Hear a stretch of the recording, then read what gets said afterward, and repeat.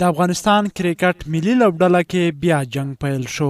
لکه څرنګه ملګرو تاسو معلومات لرئ چې نن ورځ نبی ساحل په خپله تازه مرکه کې د نړیوال جام د پوره کېدو یا په نړیوال جام کې د 9 واړه لوبو بایللو تر ټولو غټ علت ګلبدین نیب یاد کړ.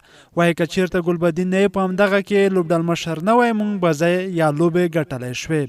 اوس د محمد نبی ساحل پر غبرګون کې ګلبدین نیب هم پوسټ یا ټویټ کړی دی پر خپل ټویټر پاڼه باندې.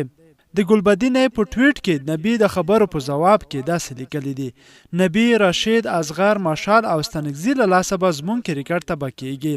تاسو ته به اتلان وي خو وخت به راشي هر څه به درته ثابت کړي. د خوارو زولیدلو کونډو یتیمانو سپینګیرو ځوانانو او مظلوم ملت هیلو ارمانونو سره ستر خیانت کړی دی.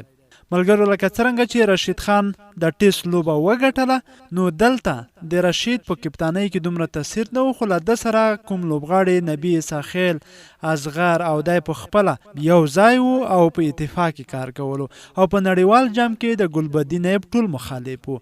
نو ګلبدین نیب یوازې ځان هیڅ هم نشول کولی.